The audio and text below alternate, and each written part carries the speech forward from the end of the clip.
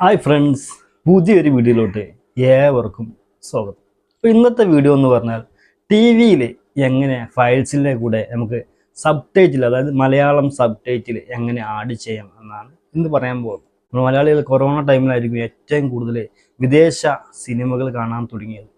പ്രത്യേകിച്ച് Korean സീരീസുകളും Korean സിനിമകളൊക്കെ ആ ടൈമിലാണ്, വീട്ടിലിരിക്കുന്ന ടൈമിലാണ് കൂടുതൽ ആളുകളും ആ ഒരു കൊറിയൻ സീരീസിലോട്ടൊക്കെ പോയി തുടങ്ങിയത്. അപ്പോൾ അവർക്കൊക്കെ ഏറ്റവും ഉപകാരമായതെന്ന് പറഞ്ഞാൽ ഈ മലയാളം സബ് ടൈറ്റിൽസ് എന്നാണ്.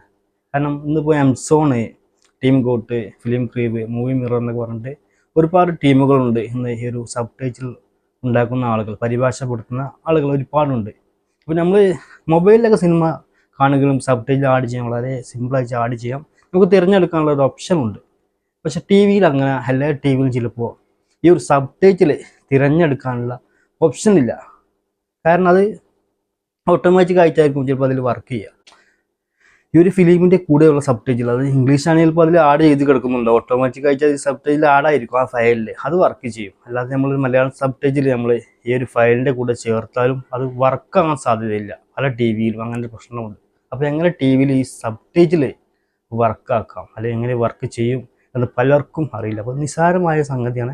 അപ്പോൾ അതിനെക്കുറിച്ചിട്ടാണ് ഇന്നത്തെ വീഡിയോയിലോട്ട് പോകുന്ന മുൻപായിട്ട് നമ്മുടെ ചാനൽ ആദ്യമായിട്ട് കാണുന്നവരുണ്ടെങ്കിൽ മറക്കാതെ ചാനൽ സബ്സ്ക്രൈബ് ചെയ്യുക. അതുപോലെ വീഡിയോ ഇഷ്ടപ്പെട്ടാൽ ലൈക്ക് ചെയ്യാനും നിങ്ങളുടെ സുഹൃത്തുക്കൾക്ക് ഷെയർ ചെയ്യാനും മറക്കരുത്. നേരെ വീഡിയോയിലോട്ട് പോകാം.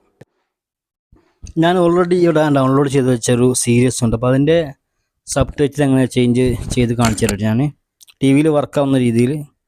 അപ്പോൾ ഇതാണ് കേട്ടോ ഞാൻ ഡൗൺലോഡ് ചെയ്തിട്ടുള്ള ഫ്രിഞ്ച് എന്ന് പറഞ്ഞിട്ടുള്ള സീരീസ് ആണ്. ഏകദേശം 100 എപ്പിസോഡ് ഉണ്ടാവും.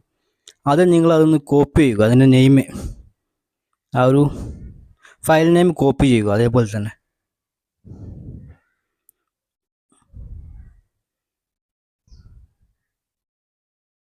ഓക്കെ, നേരെ അതിൻ്റെ സബ് ടൈറ്റിൽ എടുക്കുക.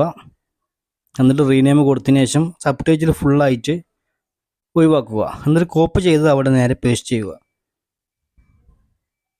എന്നിട്ട് ഇതിൻ്റെ ഫോർമാറ്റ് MP4 എന്നുള്ള നമ്മൾ ഫയലിൻ്റെ ഫോർമാറ്റാണ് കാണുന്നത്. അത് ഒഴിവാക്കിയിട്ട് നമുക്ക് SRT എന്ന് കൊടുക്കുക, സബ് ടൈറ്റിലിൻ്റെ ഫോർമാറ്റ് കൊടുക്കുക.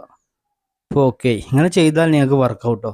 ഞാനിവിടെ എങ്ങനെയാണ് സീരിയസൊക്കെ കാണല്, ഫുള്ള് ചേഞ്ച് ചെയ്തതിന് ശേഷം മാത്രം കാണല്, അല്ലാതെ കാണാൻ കഴിയില്ല.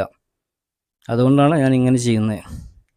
കുറച്ച് പണിയുണ്ട്, പറഞ്ഞിട്ട് കാര്യമില്ല. പക്ഷേ എന്നാലും ചെയ്ത് കഴിഞ്ഞാൽ നമുക്ക് സിമ്പിളായിട്ട് ചെയ്യാം കേട്ടോ. വളരെ സിമ്പിളായിട്ട് ഈസി ആയിട്ട് ചെയ്യാൻ പറ്റുന്നതാണ്. ചെയ്ത് നിങ്ങൾ പഠിച്ചു കഴിഞ്ഞാൽ നിങ്ങൾക്ക് വളരെ പെട്ടെന്ന് ചേഞ്ച് ചെയ്യാൻ കഴിയും.